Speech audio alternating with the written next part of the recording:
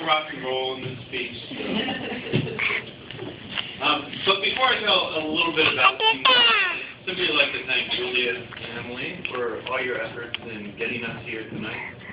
I'd like to thank the many individuals who have assisted in the organization of this event, and the Team Weezie crew, of course, who has helped with the coordination of updates, a huge network of supporters for our team, and has helped to raise over $10,000 for this event. And last but not least, we'd like to thank, of course, please go ahead for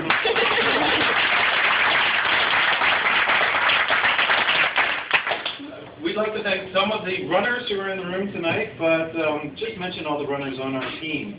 We have Megan, who's here tonight, JT, Bob, who's also here, and the three of them are going to be running the marathon tomorrow.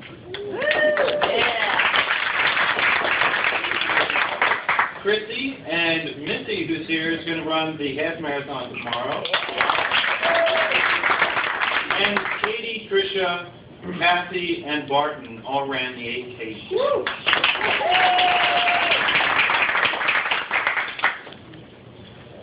So my mother, Louise, was diagnosed with stage 4 lung cancer about 2 years ago. And she's been an inspiration to all of her family and friends, anyone who's come in contact with her over those past 2 years. And Team Weezie as a crew, as a motley crew, is a family and friends who have stepped up mostly out of their own volition to support Weezie in this journey of, if someone can show the shirts, of attitude, of family, of drugs, friends, prayer, wine, and Cohen, who's the amazing doctor we've been working with for the past 2 years. If I remember correctly, the spark that really created Team Weezie was my mother giving a call to Katie and to Missy. I don't know how long ago this was, but essentially she said, "Darn it, girls, get your butts in shape because you're running this marathon." And a chain reaction ensued in which we saw dozens and dozens of people step up, some of whom we knew just a little, who now we know even more, and many of whom who are loved ones who we've been well connected with over the years. But I've been personally amazed by the amount of courage I've seen, both in this room tonight, but by the people who've been surrounding us for the past 2 years. And this is courage in the face of fear, courage in everyday moments, the little stuff that really counts, and courage despite the circumstances that has really transformed our lives.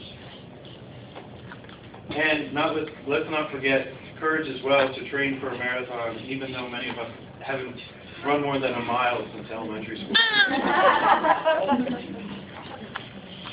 So I'd simply like to leave you with one of my favorite quotes.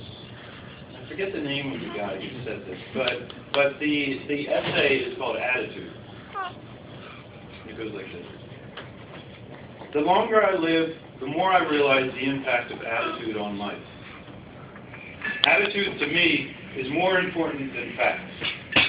It's more important than past, than education, than money, than circumstances, than failures or successes, and it's more important than what other people think, say, or do. It's more important than giftedness or skill. It will make or break a company, a church, and a home. The remarkable thing is that we have a choice every day regarding the attitude which we will embrace for the day.